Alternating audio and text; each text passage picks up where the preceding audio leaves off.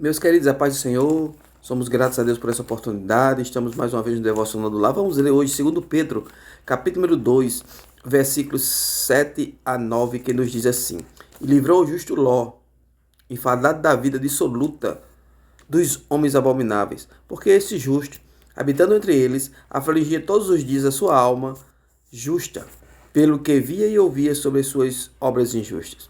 Assim, sabe o Senhor livrar da tentação os piedosos, reservar os injustos para o dia do juízo, para serem castigados. Glória a Jesus Cristo. O apóstolo Pedro está mostrando justamente a justiça divina, que é a justiça correta, né, irmãos?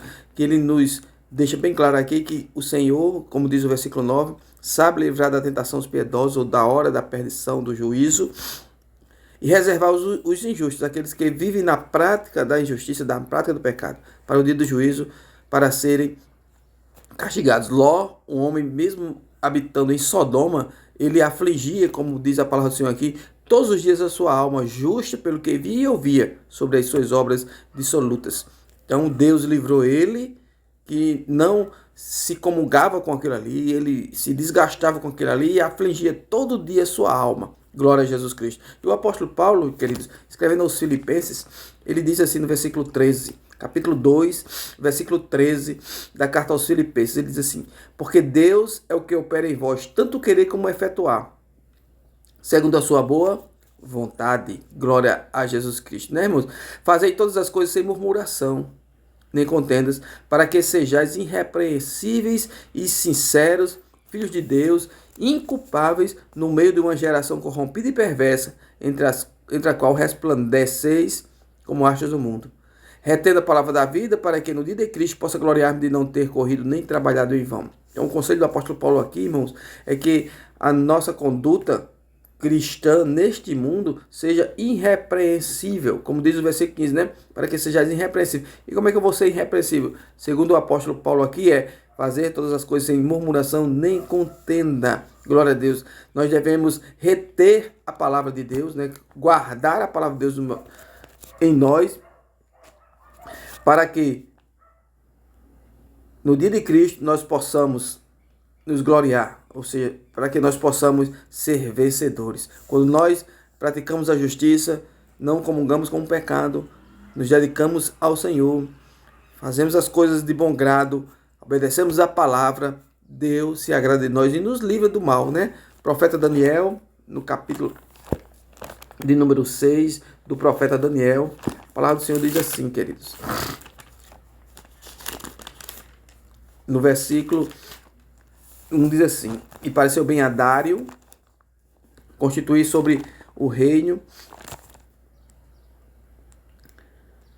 120 presidentes que estivessem sobre todo o reino, e sobre eles 3 príncipes, dos quais Daniel era um dos quais estes presidentes dessem conta para que o reino não sofresse dano. Diz aqui, olha: Então o mesmo Daniel se distinguiu dentre os príncipes e presidentes, porque nele havia um espírito excelente de obediência, de resignação, não comungava com o pecado, era uma pessoa que obedecia ao Senhor, né?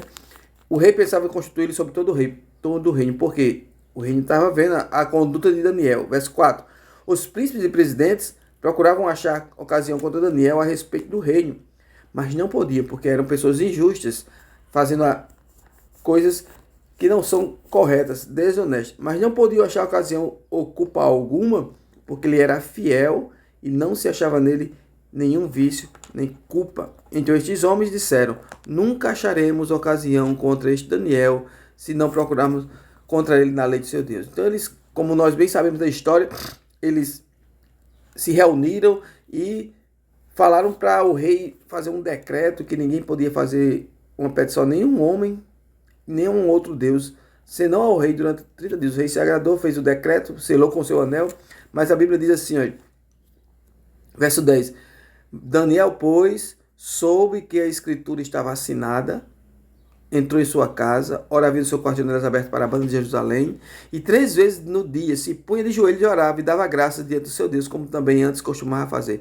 Então aqueles homens foram juntos e acharam Daniel orando e suplicando diante de Deus. Como foi que eles acharam o Daniel? Orando e suplicando, fazendo coisas que agradavam a Deus. É bem verdade, Daniel foi para a cova dos leões para mostrar a sua inocência. Daniel era inocente. No versículo 22, quando amanheceu outro dia, né? Daniel estava lá com os leões e o rei diz assim, ó, no versículo de número 20. Chegando-se à cova, chamou por Daniel com voz tristes e falando o rei disse: Daniel, servo do Deus vivo, dar-se-ia o caso de que o teu Deus, a quem tu continuamente serves, tenha podido livrar dos leões? E Daniel falou ao rei: Ó rei, vive para sempre. Glória a Deus, né?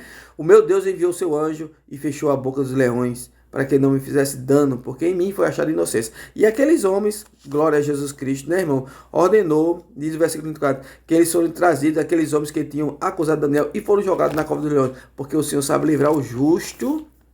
O Senhor sabe livrar os justos da hora da tentação e reservou os ímpios para o dia da perdição. Então, que eu e você possa andar em justiça, andar em obediência ao Senhor, agradando ao Senhor, não comungando com o pecado, porque tudo que há no mundo é passageiro, mas o que pertence a Deus é eterno. Então, que eu e você possa nos dedicar ao Senhor Jesus Cristo. Jesus é bom, maravilhoso, sabe amar e resolve todo tipo de problema. Deus te abençoe grandemente. Amém.